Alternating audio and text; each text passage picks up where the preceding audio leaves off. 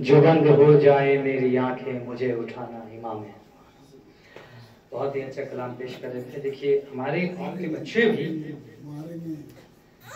بقیہ لوگوں کے بزرگوں سے آگے ہیں.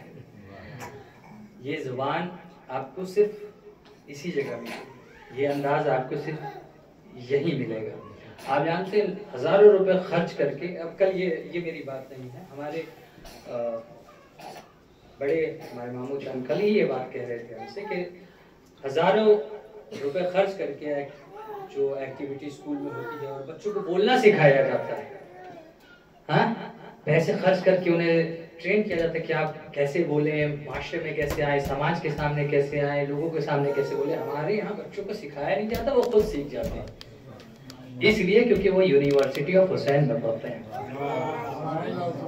یہ فرشیازہ ہے.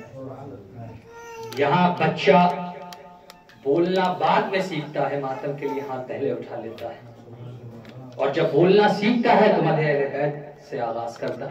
یہ تمام چیزیں صرف آپ کو یہ نہیں کوئی زبانی دعویٰ, ہر فرقہ ہر مذہب. اب جب کوئی یہ اسٹیج پہ آئے گا اور کوئی مائک پر آئے گا تو وہ یہی کہے گا کہ ہمارا مذہب اچھا ہے, ہمارا مذہب اچھا ہے, ہمارا مذہب اچھا اور فرقہ اچھا, یہ ساری باتیں اختلاف کی باتیں ہیں. اصل بات یہ ہے کہ تعریف وہ ہے جو دوسروں کی زبان سے نکلے, تعریف وہ جو دوسرے کرے. اور یہ میں نے اپنی زندگی میں جتنے سفر کیے, میں آپ لوگوں نے بہرحال مجھ سے زیادہ آپ لوگوں کے تجربات ہیں, لیکن جو جتنے میں نے سفر کیے, تو میں ایسا نہیں ہے کہ میں ٹرین میں بس میں بیٹھتا ہوں تو بس یوں ہی خاموشی سے جا رہا ہوں اور اگلے اسٹیشن کا انتظار کر رہا ہوں. نہیں, میں لوگوں کو چھیڑتا ہوں اور ان سے پوچھتا ہوں اور باتیں نکالتا ہوں. اور آپ یقین جانیے کہ کتابی باتوں سے زیادہ انسانی باتیں جو ہے میرے پاس ملی ہیں. تو انہوں نے کہا ہے, انہوں نے کہا کہ نہیں, یہ قوم جو جب ان کا تذکرہ ہے کہ اس قوم کے بچے بھی اتنے جو ہے ہوشیار اور ذہین ہوتے ہیں الحمدللہ. تو عقیدت یہیں سے ملتی ہے, شریعت یہیں سے ملتی ہے, کمال یہیں سے ملتا ہے, نجات یہیں سے ملتی ہے. یہ ایک ایسا مرکز ہے. بہرحال تو یہ جو بچے نے کلام پیش کیا کہ مجھے اٹھانا امام زمانہ, دیکھیے ایک واقعہ تھا, ساری امیدیں اسی سے وابستہ ہے. ہم لوگ لگائے ہیں اس سے جو وعدے کو پورا کرے گا, جو عدل کو قائم کرے گا, جو خدا کا ولی ہے, جو اس دنیا کے لیے حجت ہے. ساری امیدیں اس سے, لیکن امیدیں بھی کیسی. ایک واقعہ, زیادہ وقت نہیں لوں گا آپ کا. آپ لوگوں نے سنا ہوگا, میں نے بھی کبھی بچپن میں پڑھا تھا یا کسی عالم دین سے یا اپنے استاد سے سنا تھا کہ وہ جو بادشاہ تھا اس کے سامنے جب پھل کو لایا جاتا ہے تو اس پہ نقش ہوتا ہے فلاں فلاں فلاں فلاں کا, تو وہ کہتا ہے کہ یہ کیسے, اگر یہ حقیقت نہیں تو اس پر کیسے نقش ہے. اور جب یہاں سے ایک عالم دین کو بلایا جاتا ہے تو وہ حیران ہو جاتے ہیں, امام سے مدد مانگتے ہیں. امام سے مدد مانگنے کے بعد کہتے ہیں 3 دن کی مہلت مانگتے ہیں. کس لیے؟ تاکہ وہ جو اس کا حل نکال سکے. تو 3 دن کی مہلت مانگتے ہیں اور امام سے مدد مانگتے ہیں. امام آتے ہیں, انہیں حل بتاتے ہیں, وہ کہتے ہیں کہ جاؤ اور جا کر دیکھو اس کے فلاں صندوق میں, اس کے گھر میں فلاں کمرے میں ایک صندوق ہوگا, صندوق میں ایک نقش ہوگا جسے وہ پھلوں پہ لگاتا ہے, اور جب پھل بڑھتے ہیں تو اس پہ یہ نقش آ جاتا ہے. تو یہ بات انہوں نے ظاہر کر دیا کہ اصل حقیقت کیا ہے, حقیقت کو ظاہر کر دیا. لیکن انہوں نے امام سے کہا کہ امام مولا آپ نے آنے میں اتنی دیر کر دی. امام نے کہا میں نے آنے میں دیر نہیں کی, تم نے بلانے میں دیر کی. تم نے 3 دن کی مہلت کیوں مانگی؟ تمہارا اعتقاد اور ایمان ایسا ہونا چاہیے کہ تم جب مجھے مدد کے لیے بلاؤ تو میں تمہارے لیے حاضر ہوں. اور یہ روایت ہے بہار الانوار میں, آپ دیکھیں گے کہ مولا نے فرمایا ہے, کیا فرمایا کہ اگر سنیے, اور یہ بات میں نے یہاں پر اس لیے چھیڑی اور یہ کہنا اس لیے چاہ رہا ہوں کہ یہ ایسی نہیں ہے کہ جو میری پڑھی ہوئی ہے. دیکھیے آپ جانتے ہیں حدیث پہ تو سب کا ایمان ہوتا ہے, لیکن ایک ہوتا ہے نا کہ ابراہیم کہتے ہیں کہ معلوم ہے کہ تم مردہ کو زندہ کر دے گا, لیکن اطمینان قلب کے لیے یا خدا. تو یہ بات جو میں کہہ رہا ہوں, یہ کئی بار جب سے میں نے یہ روایت پڑھی, کئی بار میں نے خود آزمایا ہے اور واقعاً اس کا نتیجہ بھی دیکھا ہے کہ امام فرماتے ہیں کہ اگر کسی گردن پر تلوار ہو, گردن پر تلوار ہو مطلب سمجھ رہے کہ آپ تب, اور وہ اس وقت مجھے مدد کے لیے بلائے, تو قسم خالق اکبر کی کہ میں اس کی مدد کے لیے ضرور آؤں گا. کتنی جلدی امام آئیں گے؟ تو امام آنے میں دیر نہیں کر رہے ہیں، آپ بلانے میں دیر کر رہے ہیں۔ آپ نے تو آپ کا ایمان اور اعتقاد ایسا ہونا چاہیے۔ آئیے انہی جملوں کے سائے میں دعوت سخندوں جناب ناصر آروی صاحب کو ایک خوبصورت شاعر آپ کی بزم میں آ رہا ہے، ایک سلوات سے استقبال کریں۔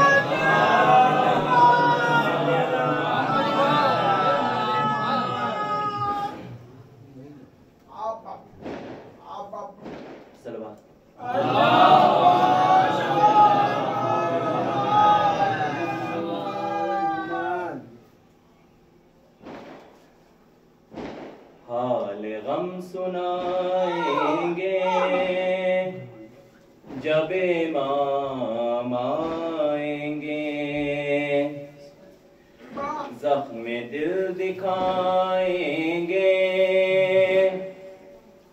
جب امام آئیں گے، محفلیں جمائیں گے جب امام آئیں گے، بام و در سجائیں گے جب امام آئیں گے، جشن ہم منائیں گے جب امام آئیں گے۔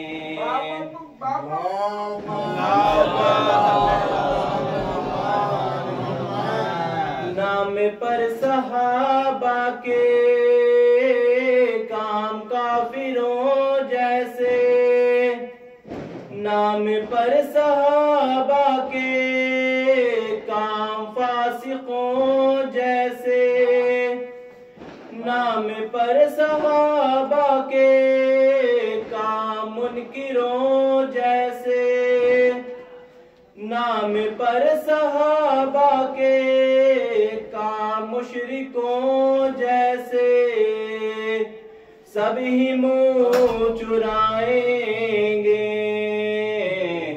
سب ہی منہ چرائیں گے جب امام آئیں گے۔ دعوت محبت جو صبح و شام کرتے ہیں، ان کے دشمنوں سے بھی راہ و رسم رکھتے ہیں، خمس بھی نہیں دیتے غیبتیں بھی کرتے ہیں، مومنوں سے بھی دل میں بغض و کینہ رکھتے ہیں، کس طرح نبھائیں گے کس طرح نبھائیں گے جب امام آئیں گے۔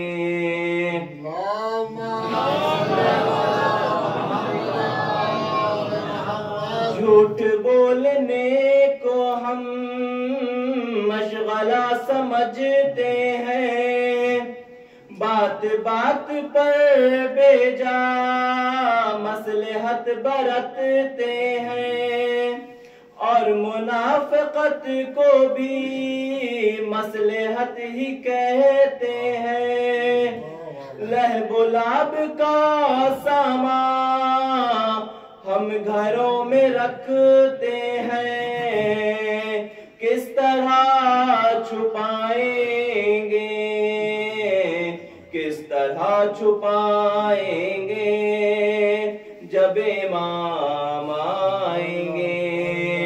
نعمت شریعت کو بوجھ ہی سمجھتے ہیں، لہب و لعب ہی کو ہم زندگی سمجھتے ہیں، صاحبان زر کو بڑا آدمی سمجھتے ہیں، تنگ دست مومن کو بس یوں ہی سمجھتے ہیں، کیا مقام پائیں گے کیا مقام پائیں گے جب امام آئیں گے۔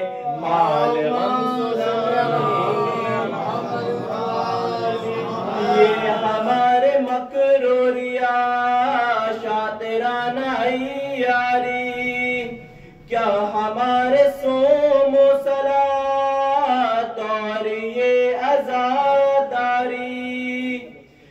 کتنا ہے خلوص ان میں، کس قدر آکاری، کیا امام کی خاطر ہم نے کی ہے تیاری، کیسے منہ دکھائیں گے، کیسے منہ دکھائیں گے جب امام آئیں گے۔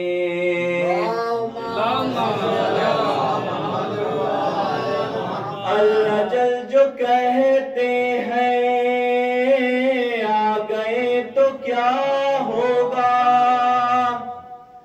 اللہ جل جو کہتے ہیں آ گئے تو کیا ہوگا، کیا ہے اپنی تیاری پیش ہم کریں گے کیا، سبت جعفر اپنا تو کل یہی ہے سرمایہ، حمد و نعت و سوز و سلام اور منقبت نوحہ ہم یہی سنائیں گے، ہم یہی سنائیں گے جب امام آئیں گے، جشن ہم منائیں گے جب امام آئیں گے۔